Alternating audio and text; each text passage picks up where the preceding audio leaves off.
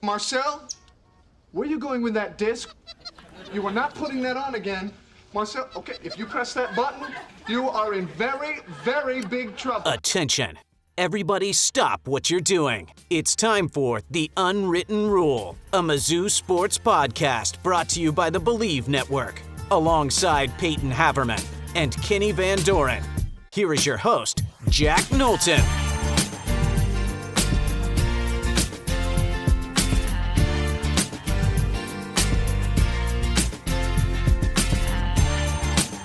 Welcome back to The Unwritten Rule. Today is Friday, July 25th, and we're starting a new series as we head into the great month of August, into fall camp. Get ready for the start of the season.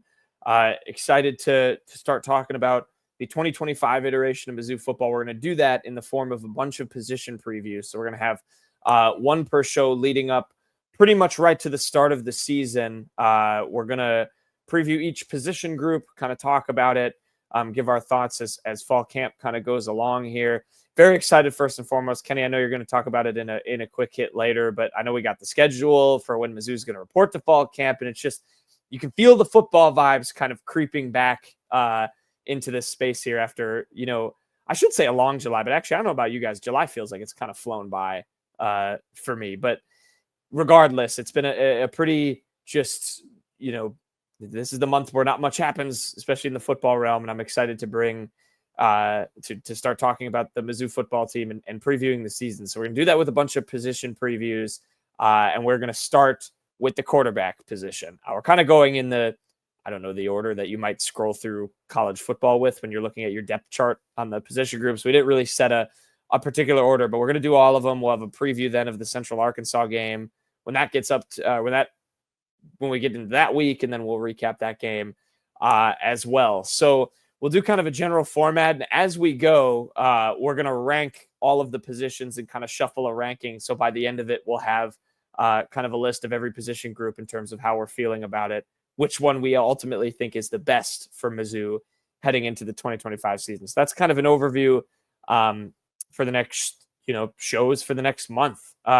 Boys, before we start talking about quarterbacks, how excited, I meant to ask that, are you guys just for fall camp to start, for us to get some more news, learn about, I know Kenny, I'm sure in particular, is excited to see how the freshmen are doing in fall camp, who might be in line to get some more playing time, surprise starters. I think this is always an exciting time where you can speculate, in a good way before the games begin here at the end of August. I would say I'm relatively excited. It's kind of interesting because we don't know the quarterback, and that obviously is the big question. And that will probably determine the season, is how good the quarterback play is going to be. I believe Drink has said he thinks this is his most talented team at Mizzou, which would say a lot because the 2023 team had some real great players. They had first-round picks, second-round picks. So that would be saying a lot, but we'll see. I am obviously excited. College football is always a great time. Mizzou is coming off back-to-back double-digit win seasons, 21 wins in 2 years, is certainly something that builds a lot of credit to the program. And with the schedule, we'll talk about this more as we get closer to the season. It's very favorable for Mizzou. I don't think I'm stretching when I say that. It's a very doable schedule for Missouri. So, but like you said, Jack, the quarterback is not even determined yet. So still a long way to go. I think what I'm most looking forward to is just seeing how early some of these transfers become big contributors for the team. I know, everyone, fans that pay attention to recruiting, you miss on a high school, or, they say, oh, I don't care anymore. They'll just get the replacement in the transfer portal, which Mizzou has done, and it's shown that it is possible.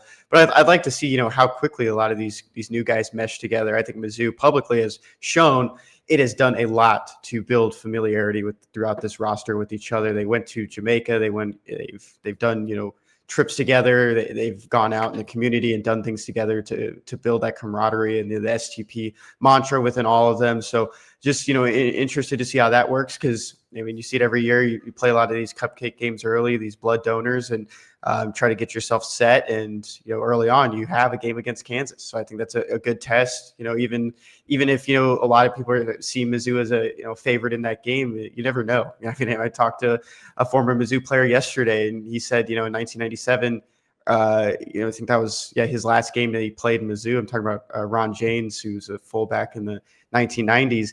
They knew that they were better than Kansas, but still lost the game. So I think that's going to be a good game early on to get a lot of these transfers up to speed. And they're not true freshmen. They're not coming in as high schoolers. They know how college football works, but it's still meshing into a new system. And I think it'll be a good statement for how Drinkwitz and his staff moves forward with a lot of these transfers coming in and being key impact players right off the jump. Well, it's a good segue as we talk about the quarterback position. And obviously the tough part about doing this on July 25th is, Mizzou hasn't officially started fall camp yet. I'm sure some of the outlook is going to change as we start to find out maybe who's separating themselves in that quarterback battle, projected quarterback battle between Sam Horn and one of those transfers, Kenny, Beau Pribula, coming in from Penn State. So it's a good segue here. But nevertheless, I still think it's exciting to talk about. This is, I think we can all agree it's Drinkwitz's kind of first true QB battle. Obviously, that one between Brady Cook and Sam Horn didn't turn out to be much of a battle as much as it was pegged up to be.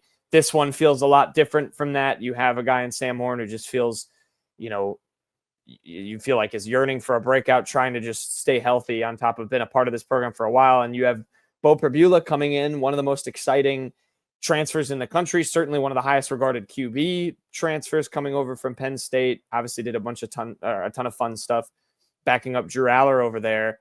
So I'll just ask you guys this in general with the QB room.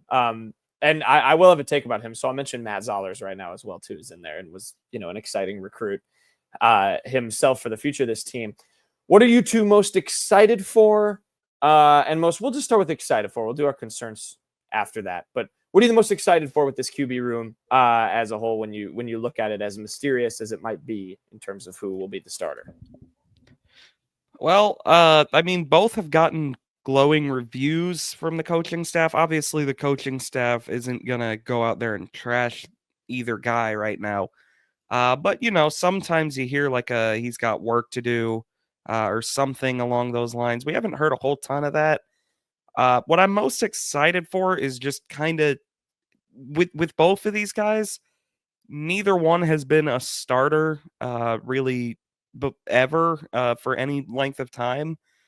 So you kind of just have nothing but potential to kind of bank on right now. And obviously that's always an exciting prospect. Sports fans, I think, are always excited about the future in some form or fashion. In baseball, you have prospects all the time. People always like to see how rookies are doing in any sport. That's kind of the same thing here.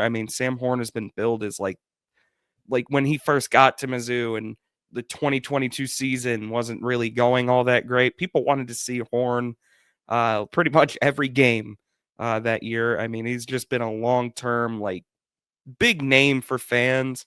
So I think people will be excited if he wins the job. And Beau Pribula, I think what's really excited about him is just how many schools, and the caliber of schools that seem to be after him in the portal. James Franklin, even when he left, kind of was very, very full of praise for Beau Pribula.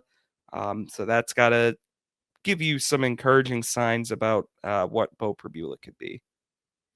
I think my biggest thing I'm excited about is the dichotomy between these two quarterbacks. I don't think they're very comparable. I think they both bring different things to the table. One big thing about Sam Horn that I've even heard from baseball scouts is that they really like is the athleticism. Even as a more, passing quarterback, one that's going to, stay in the pocket and do what he can, they just love, his ability to move around. And I think that's a cool thing to see. And coming off Tommy John surgery, how is his arm going to play? Once you kind of see him in practice, because you saw him, in spring ball, but he was pitching at the same time.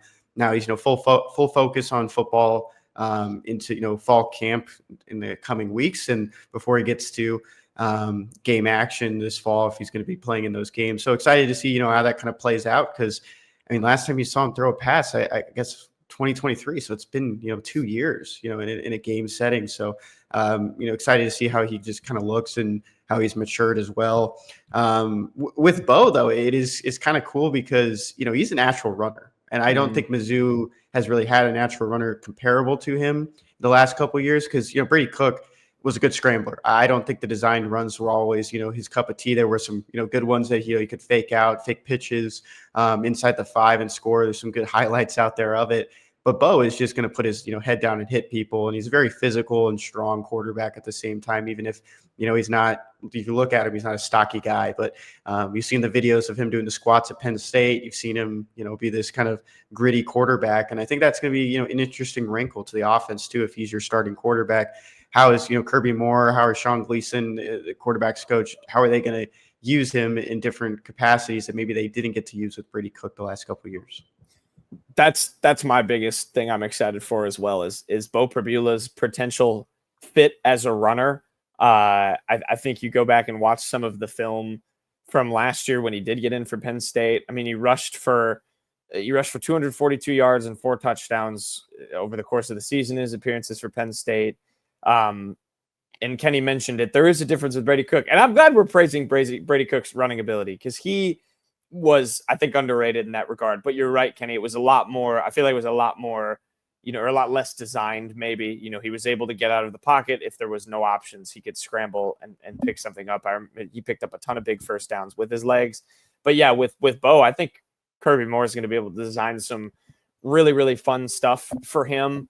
And also just like, seeing how excited he is to kind of break out. I was listening to him. He did that podcast with Adam Brenneman, and I was listening to it. And, he kind of talked about how different his transfer portal recruitment was from his high school one, because in high school, he was like, sort of unheralded guy, but he committed to Penn State, like, I think before his junior season.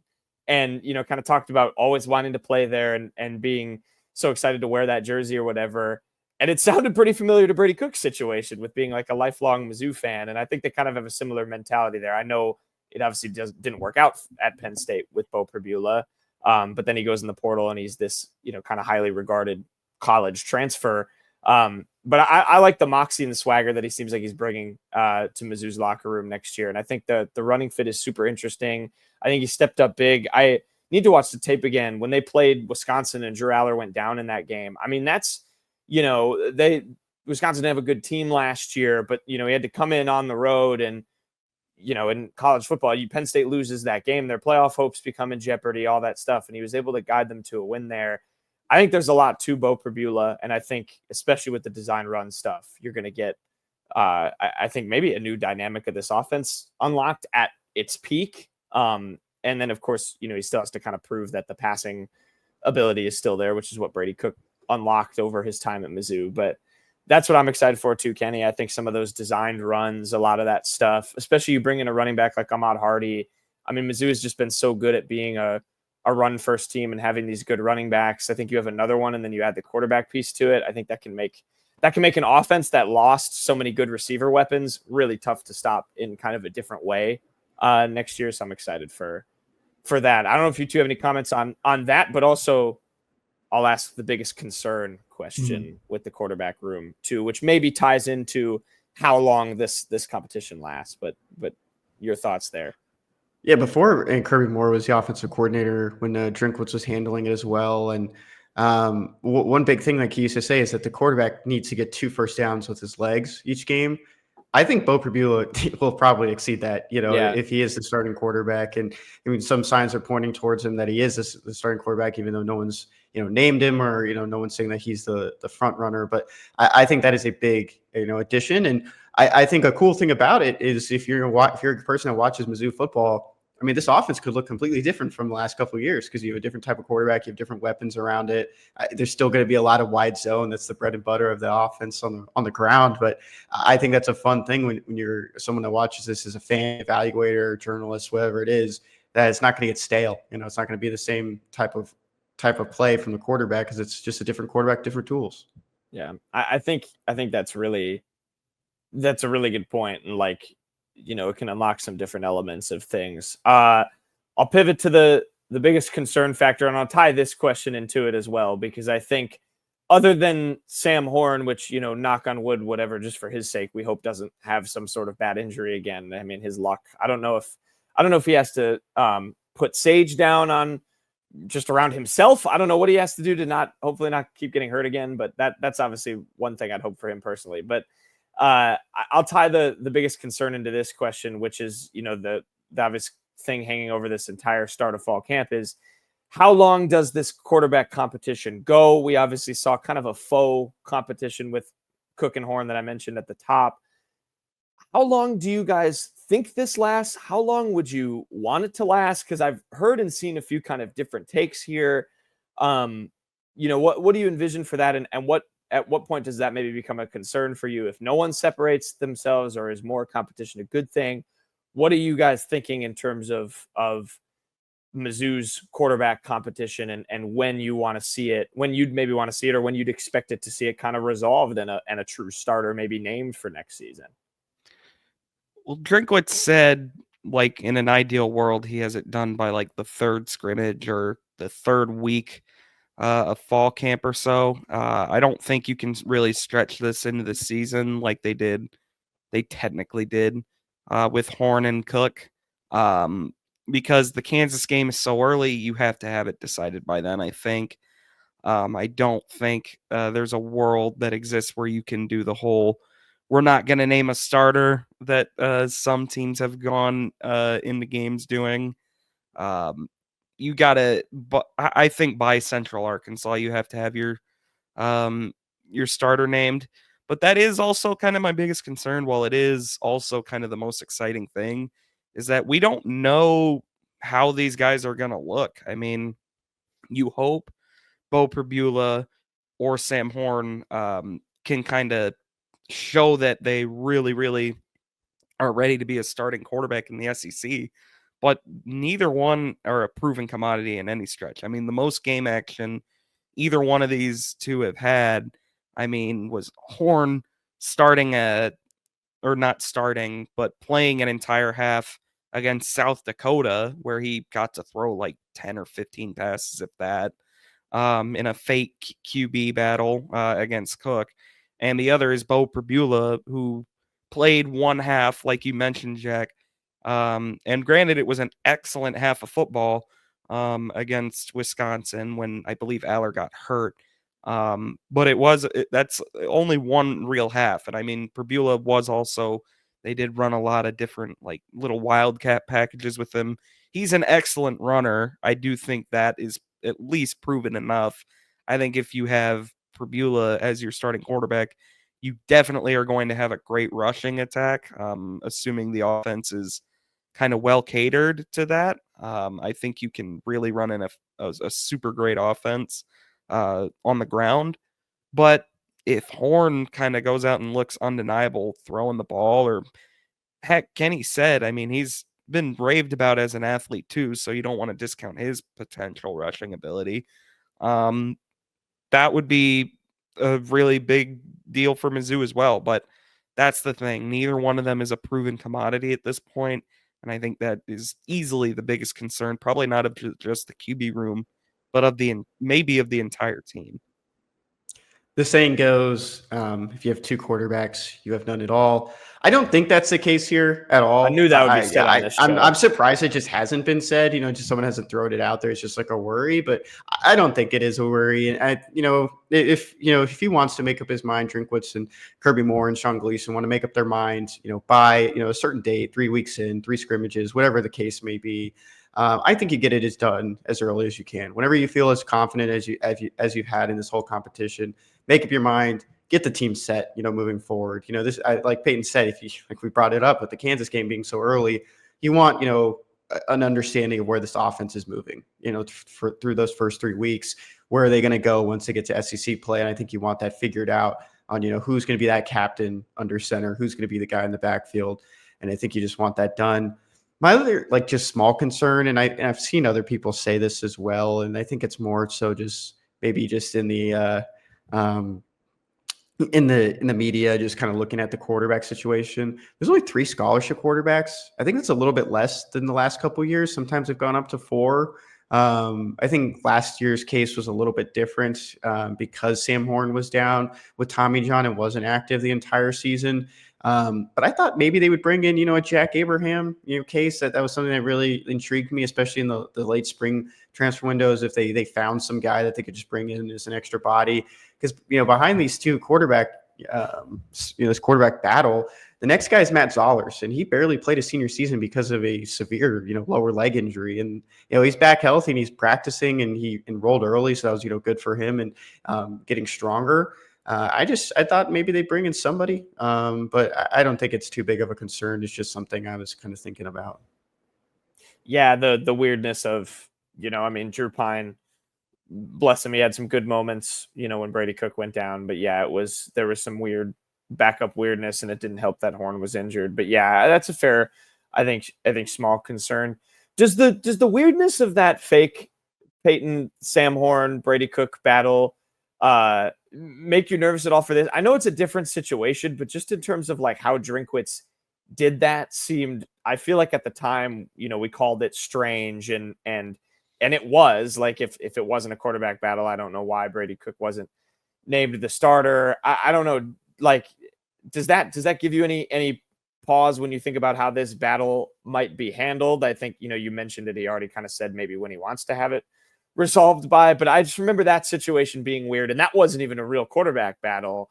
I don't know. And I think you guys are both right. I don't think this can stretch into the season. Not only with that Kansas game, but I just think, again, going back to that battle in 2023, like Brady Cook got booed because I think part of that was a lot of fans thought Sam Horn was a legit contender in this quarterback battle and didn't want to, immediately wrap their arms around Brady Cook. And he didn't play great, but when people are perceived to think, oh, the backup is right there ready to contend for the job, I feel like people are going to clamor for that more. I don't think Drinkwitz is going to maybe create that situation as much this year. I don't know. Does any of the weirdness of that trickle into this year for you guys? Yeah, I'm going to jump in on this one. I think even Drinkwitz mentioned this. Like, he's grown so much as a coach these last couple of years. I think he's doing a better job of protecting his players.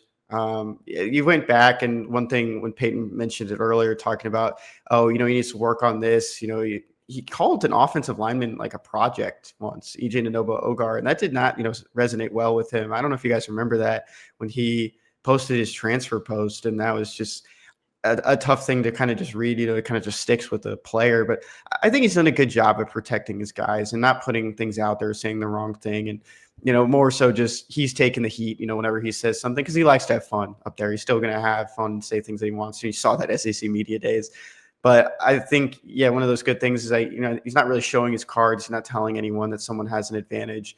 He's not going to make one of his players feel like they have just no opportunity or thing here. And I think when you look back at that quarterback battle in 2023, Jack, I think maybe he was kind of leaning more into, telling Sam that, he had an opportunity here. Because even look back at Sam's freshman year, Drinkwitz kind of let it, leak that Sam was going to play against Vanderbilt. And then he didn't. And I remember hearing from people around Sam that even talked to him. I mean, that was kind of a tough thing to hear, because it's like you were told that you were going to play probably in the second half because they had these high expectations that they were going to blow out Vanderbilt. Right. It was a close game in 2022. It was not a very good season to begin with for Mizzou. So I think Drinkwitz has done a better job of just, knowing what to say and when to say it. And he's grown so much as a coach. And I think you give him props for that. And I think that's what he's doing here. He's just going to let this play out the way it needs to play out and not really tell anyone in the media or just leak anything that someone has some sort of advantage. Yeah, I would say this is a different animal than the last one, because this one is it necessitates a real QB battle. I mean, Cook was not a very great 13-game starter in 2022, but he was a 13-game starter. And it really, you could tell just by the way the offenses were called against South Dakota, it wasn't a real QB battle.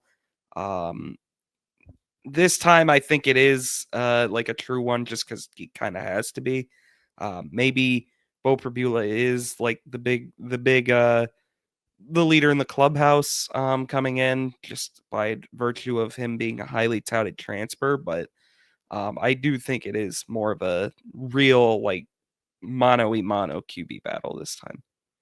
I think the Drinkwitz growth piece is very real in that, in terms of how he handled just doing that with a faux pas quarterback battle. And yes, I agree with y'all. It's a very different situation. It's interesting. It's just so weird to me looking back at that, why that ever trickled into the season. And there's always been some weird stuff. I totally forgot about that Vanderbilt thing, Kenny, with Sam Horn. There's just always been some weird sagas, not with him, but like around him and his playing time and all that stuff. And the injuries don't help with any of that.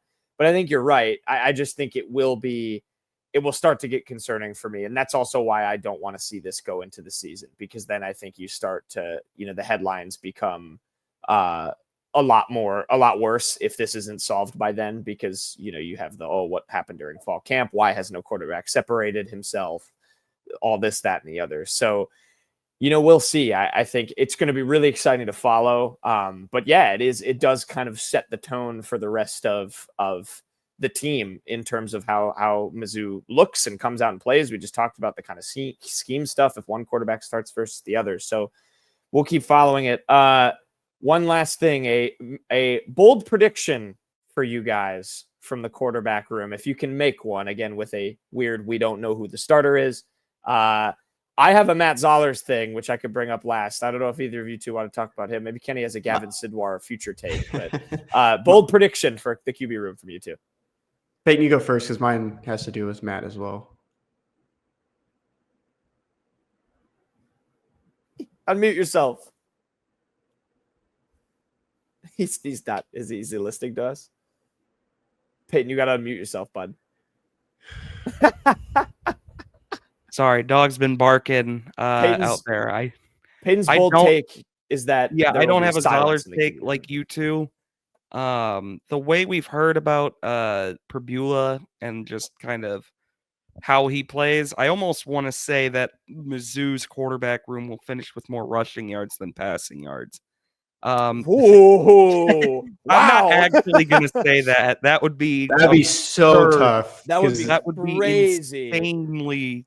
That's obviously not going to happen. That would be like a Navy Air Force type offense. Which even that, it's a new offensive line too. I think sacks are going to happen, and I think you're going to lose significant yards with that as well. That doesn't help. I will say, I think whoever wins the quarterback battle, I think this isn't really bold, maybe, but I am going to say that Drinkwitz will not reverse course, and I think Mizzou will have a good enough season to where, whether it be Pribula or Horn, I don't think it'll be Zollers, obviously. It definitely won't be Tommy Locke. I think that they will start all 12 regular season games. I don't think Drinkwitz will have to. Obviously, there could always be injuries, but I don't think play between Horn or Pribula, I don't think either, whether they win the job or not, will be bad enough to necessitate a QB switch. If there is a QB switch, probably means things aren't going very well this season. Yeah, I think you're right. What about Cameron Elby? It's the other walk-on along with Tommy. Oh, I literally was just going off the roster. I don't know why he's not on the roster yet, but he's a walk-on as well. I knew he'd know someone who wasn't on the There's a couple guys missing on the roster I saw. My bold prediction. I think Zollers will take at least one snap this season. I don't know what the possibility would be. I don't know what will happen. I don't think he'll burn his red shirt, but I do think, man, remember when we were talking about Mizzou's third stringer coming in and playing games last season if Brady Cook was hurt? Oh man, yeah. So I don't even think he's on a team right now. I just think my bold prediction is that he comes in and plays a game.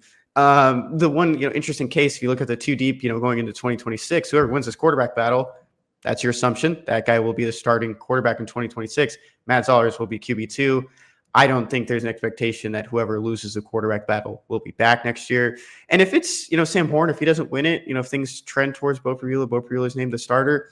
I'm already starting to think, I think Sam Horn would transfer if he's still going to pursue football. I don't think there's really an opportunity for him to be the starting quarterback at Missouri. Does he get to play baseball at Mizzou? That's what I'm wondering. I think you want to find that next home pretty quickly. Mm-hmm. Does he transfer and enroll in January? I guess he probably have to play baseball wherever he goes.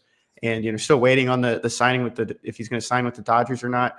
in my mind, I'm starting to think that he might not do it. And we could talk about that, after the deadline, which is 4 p.m. Monday, on where it goes from there. But it's an interesting case too, just on what happens if Sam Horn isn't the starting quarterback.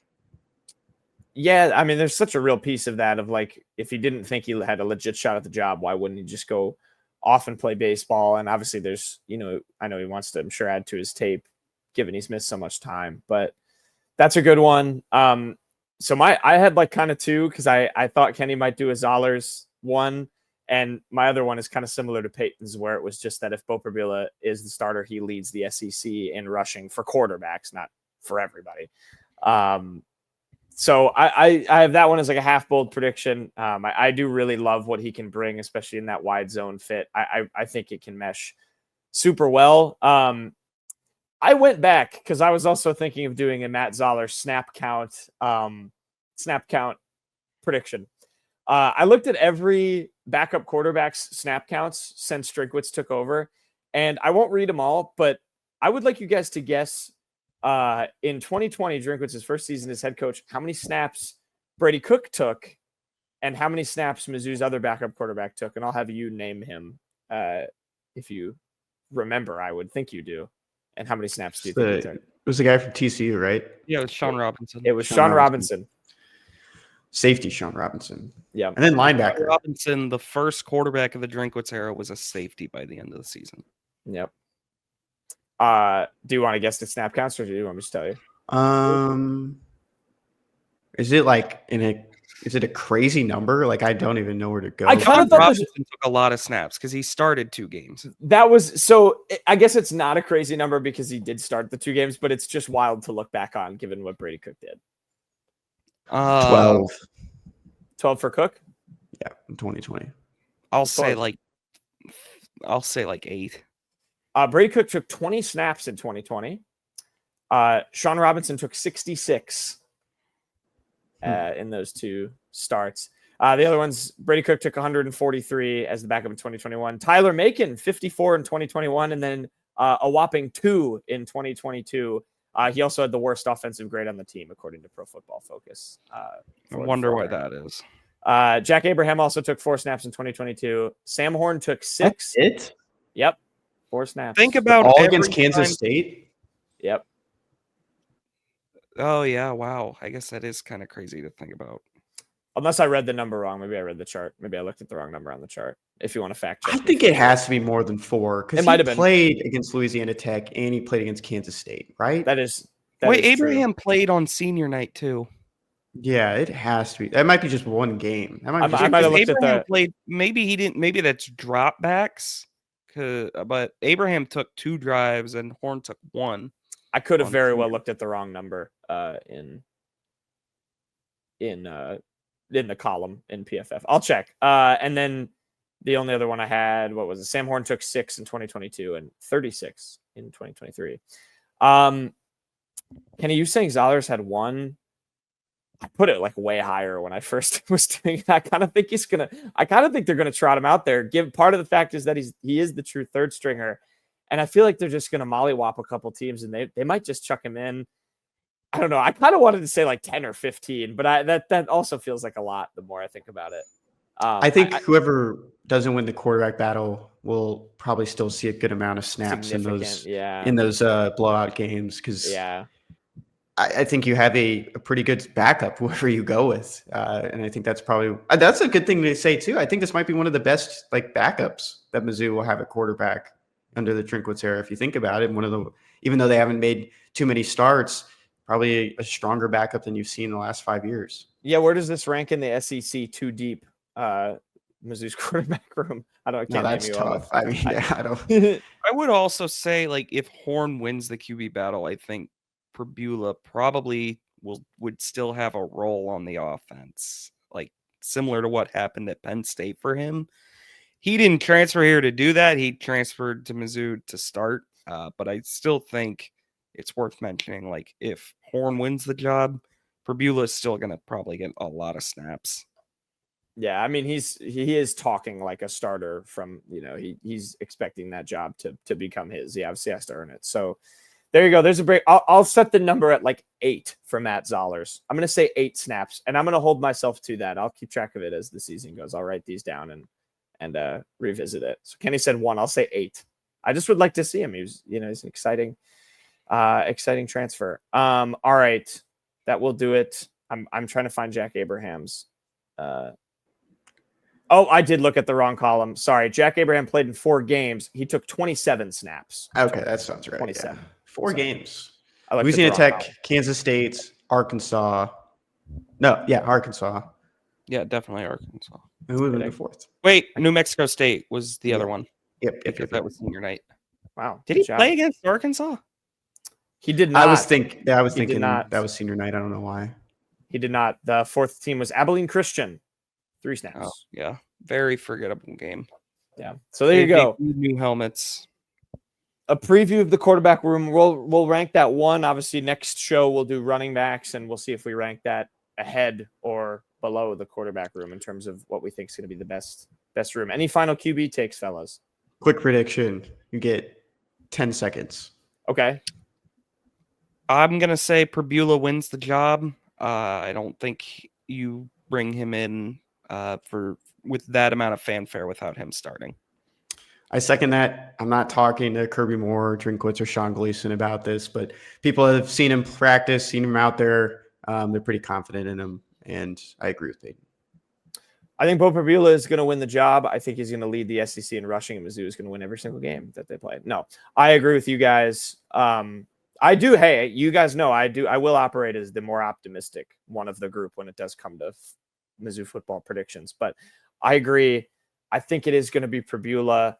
And I think Sam Horn is still going to have a major role on the offense. I don't know how that's going to look, but I think Drinkwitz is going to find that way to have that, kind of like what Pribula did at Penn State. I think there's still going to be a role for him. I don't know that you can do that with Horn. To be honest. Maybe not. I don't know. Maybe they'll find a way. But I agree. I think Pribula starts. He'll be the closer. That's how it's going to work. They'll trot him out for the final drive, and Timmy Trumpet will play, and it'll get very exciting. Faurot Field, the DJ at Faurot Field loves Timmy Trumpet. That's like their 3rd down song every time. All right, there's the quarterback position preview. We'll obviously have, as we'll do these, but as news comes out of fall camp, we'll, of course, talk about it as well. But for now, we'll finish the rest of the show with quick hits.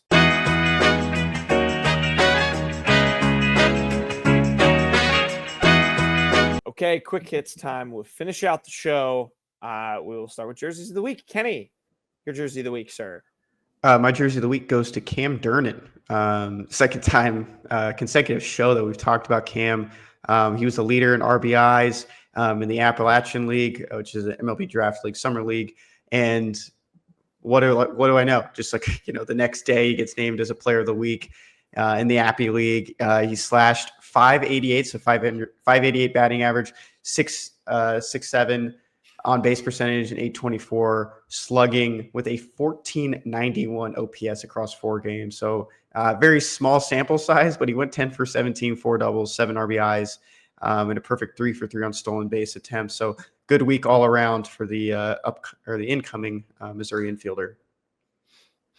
Yeah, he's the one from Wichita State. For those that don't remember, at least that's definitely who that was. He's been excellent over there, so that's really encouraging for a Mizzou team that is in desperate need of just talent in general. Yeah, this is a woodbat league too, and that's a good thing. Because I remember Payton when we've talked about it when he first signed and we first learned about him. His numbers at Wichita State weren't jumping off the page at you, and that was a thing that this is a positive. You're seeing that he's taking these steps, playing in extended leagues. He's already played a bunch of college baseball this year, and now he's playing in the summer league, and he's performing well. Yeah, very exciting stuff in a woodbat league, especially. Peyton, you're right. Just talent, not even hitting or anything else. Just talent. Yeah, Mizzou baseball just needs some talent. What's your jersey of the week? My jersey of the week is going to be Luther Burden, who we missed it, but just this past week officially signed his rookie contract with the Chicago Bears. The Bears posted a nice photo of him smiling and signing on their X page. X, the everything app, it all happens on X. So Luther Burden officially in the fold. very high expectations for his rookie year. He was a very exciting draft pick. That's it. I was going to say something because Kenny started laughing. Kenny, go ahead. You go. I had nothing to say. I just I just found it funny. That was good. That was good, Payton. Good job. Yeah. Oh, I was going to ask. I'm being a straight reporter here. I don't need to gush over him. Okay, fine, Payton. How have Mr. Reporter? How have Bears fans been reacting to his presence so far in training camp and stuff?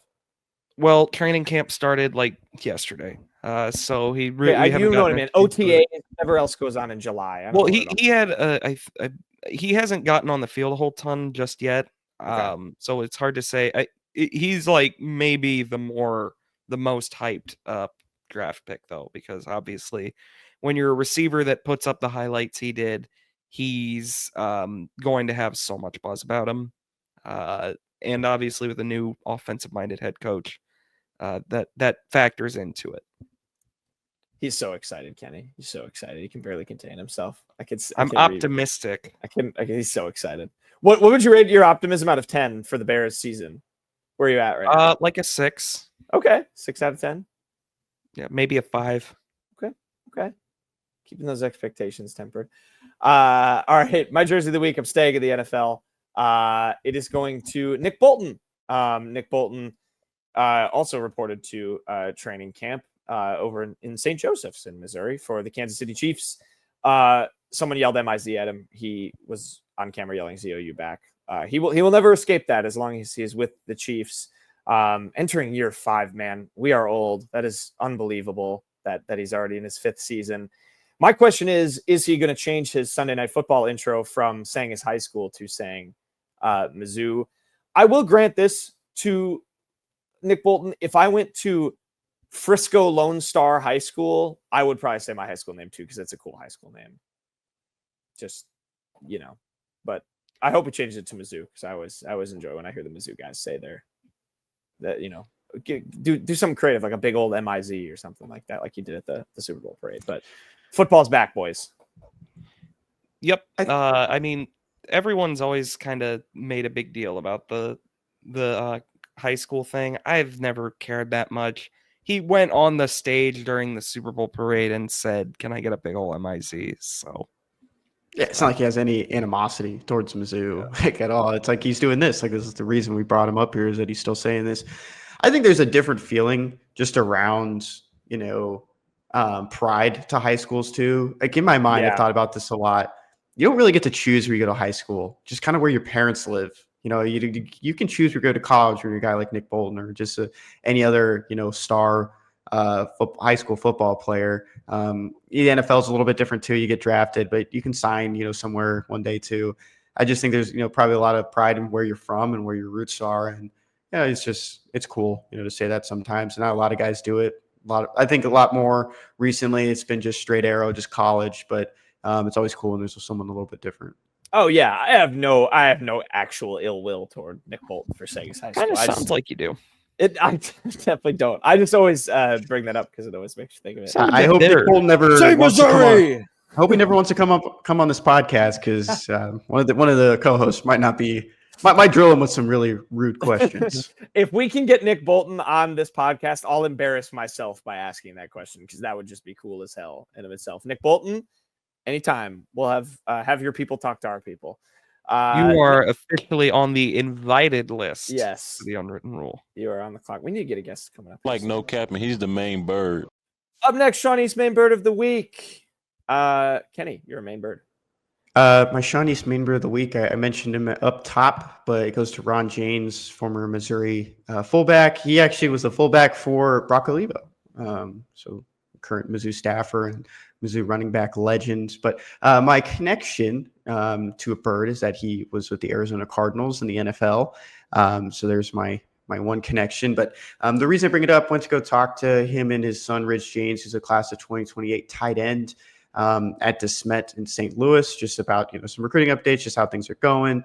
And we talked a little bit just about his time at Mizzou, because coming up, they're going to go to the Kansas game together, which is a pretty cool ordeal because Ridge is too young to have ever gone to a Kansas football game. So they get to go. Ron was a part of the rivalry. For those maybe you're wondering why I haven't said it yet, his nickname was Rhino.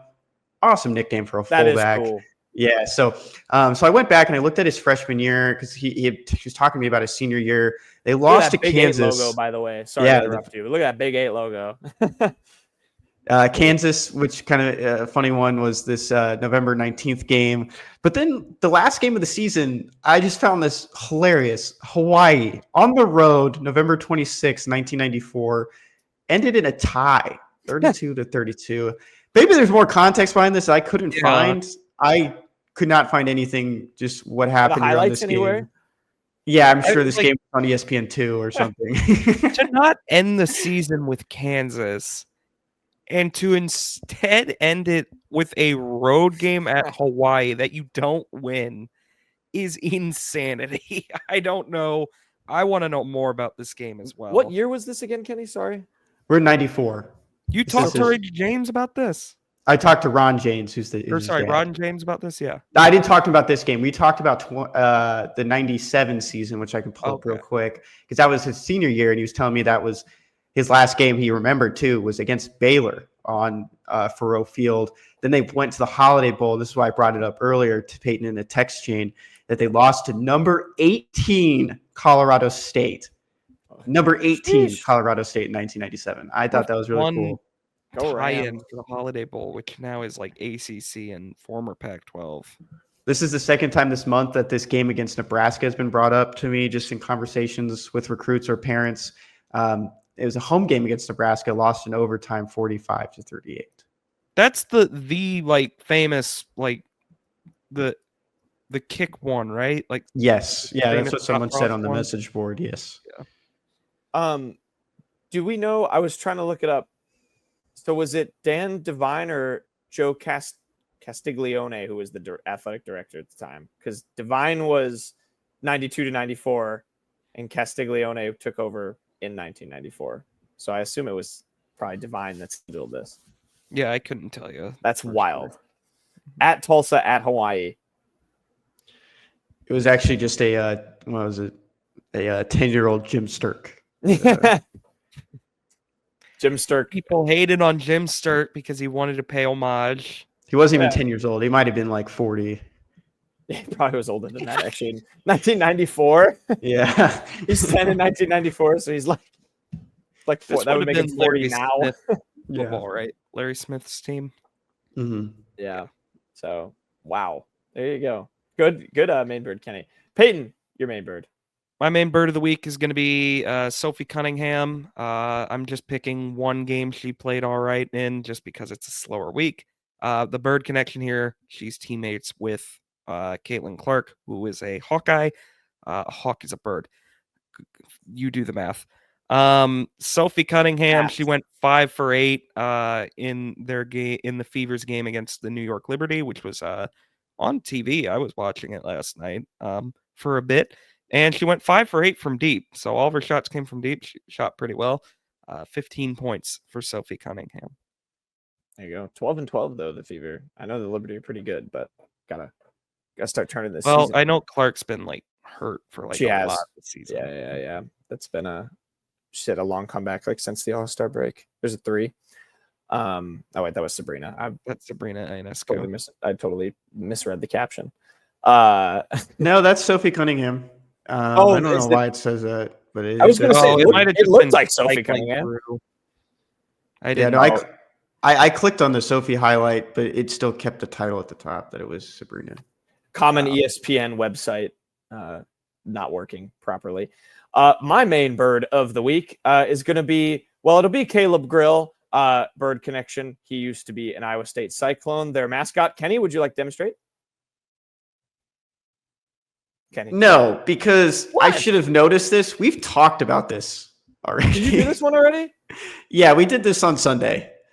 I thought this was. Yeah, that's my bad. I should have noticed this too. I literally need to look at last night. Yeah, I thought I saw that in the crickets. Well, they posted the video yesterday, which is why I didn't think the final. That's fair enough. Yeah, give us the Cyclone anyway. That was why I put it in there. This is still cool. I'm still gonna touch on it briefly because Mizzou posted a cool like highlight compilation thing from Kobe Brown, Tamar Bates, and Caleb Grill in the summer league. There were some shots of DeMar Carroll too in there, and Phil Pressey, who are on the staffs. DeMar Carroll, by the way, 2-3 as the Suns summer league head coach. But yes, sorry if you had collected all the. I kind of had assumed that. I put some stats in there, but yeah, summer league's in the books for Mizzou men's basketball players. But I thought this video was pretty cool that they shared. They found some Mizzou fans in the crowd at the beginning too. That was pretty funny. People wearing Mizzou gear going out to Vegas to watch those guys. I always think that's pretty cool. Kind of a bummer for Kobe Brown in particular with summer league though. I'm sure you guys touched on this, but missing those final 4 games, had the ankle injury for the Clippers. We talked about that. Yep. I'm throwing my thoughts in there. No. We're saying that because we did it. You did it. Look at that. So all right, I'm batting cleanup. I'm doing the summer league cleanup. It's not even. What spot in the lineup bets cleanup? Isn't it 4? Dang, Nice. He got it. Yeah, straight cleanup.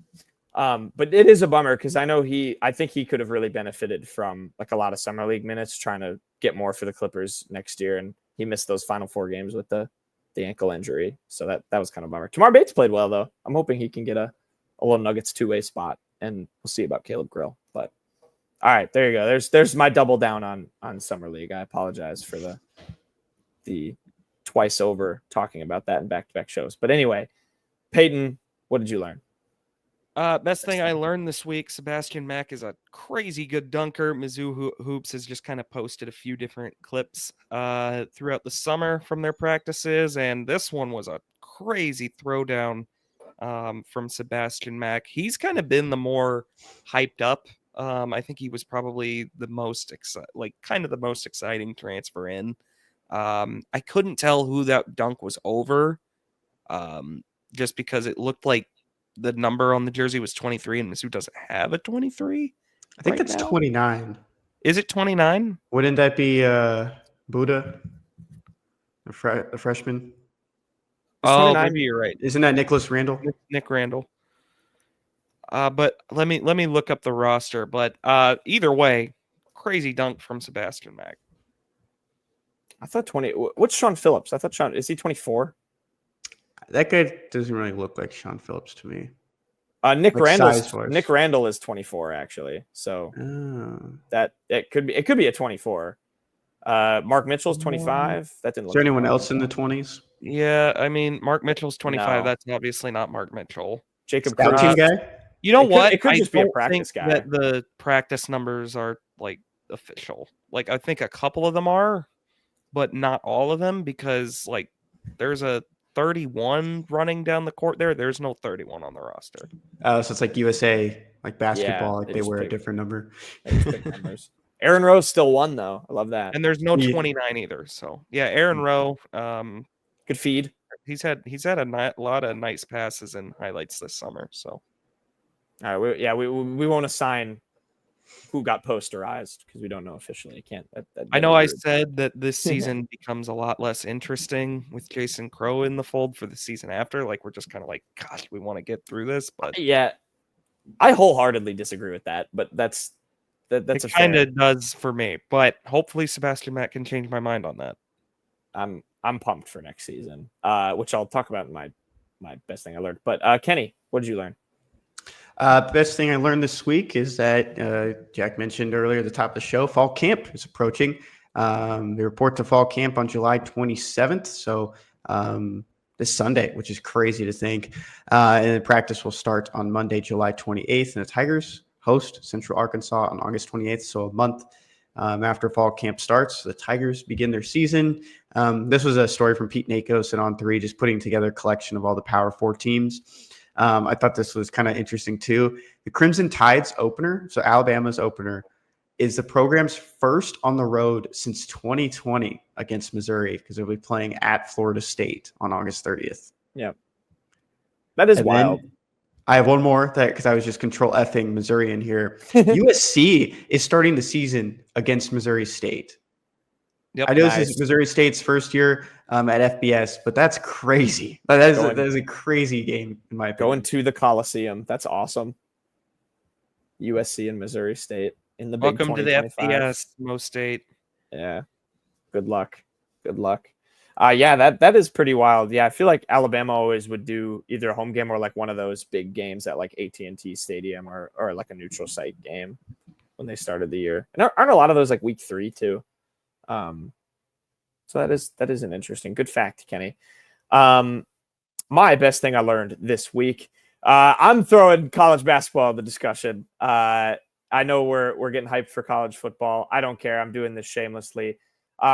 John Rothstein did a power ranking for the SEC in 2025-26. I know we're still months away, and this largely means nothing, but I figured it's always a good excuse to talk some Mizzou hoops. He has Missouri 11th in his power ranking. There's a nice photo of Mark Mitchell holding a Arkansas basketball, which is kind of funny. Had Mizzou 11. Didn't really have a notable quote on them. He said, in the 11th spot, I'm going with Missouri. Missouri, again, should compete for an NCAA tournament berth. Astute analysis there from John, but he has them 11. It is 11 would still comfortably probably get you in the NCAA tournament. The top 5 he had, if you were curious, were Florida, Arkansas, Kentucky, Auburn, and Alabama in the SEC next season. There's a shameless college basketball. I kind of felt like his Auburn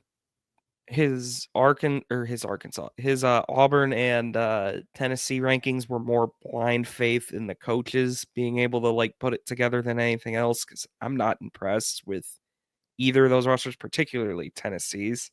I get it. Barnes and Pearl have probably earned the benefit of the doubt, but still. He also had Vanderbilt and Oklahoma pretty low. I think they'll outplay where he had them ranked. I think they were like 12 and 13. Mm-hmm. I think they're better than 12 and 13, particularly Oklahoma. Mizzou, I mean, 11, maybe that gets you in the tournament, but I'd be kind of disappointed with 11 just because it feels like it's a bit more of an open year in the SEC. I'd like to see them maybe get a bit higher than that. I agree. I think 11 probably still gets you in, given just what we've seen from tournament formatting and bracketology and stuff like that. I think you're spot on with Auburn and Tennessee, though. I'm praying on probably both their downfalls next year. I think their rosters are weak. College basketball in the Big July. Very unbiased of you. We broke down an entire basketball game in December in June. So I had people messaging me about that. Like, that's insane that you did that, but it's awesome. I will talk college hoops anytime, any place. Season in season, out of season, doesn't matter. All right, that's the show. Good work, fellas. We'll have more position previews. Little bit of a scheduling note too. Obviously, if we miss any news that comes out on Thursday, we are recording this on Wednesday a little bit earlier than we normally do. All 3 of us actually are traveling. We all have some plans. So Monday's show may come a little bit later. We might have to wait to record until Monday, but that'll be uploaded as soon as we're able to get it recorded. This is the off season for us too, so we're taking a little bit of trips. I guess not really for Kenny. Kenny's travel is kind of work related, but yeah, that'll do it. Just this one comes from our favorite TV series, The Today Show. Guys, why shouldn't you tell secrets in a cornfield? There's a lot of ears. Boom, got you, Jack. You're done. Around. Well done. Jesus, did you turn your microphone up to? Yeah, it sounds like you shoved it in your face. No, I screamed into it. Yeah, so I could get it first. I yelled into it. I yelled. It sounds so loud. I'm so sorry to all the great listeners.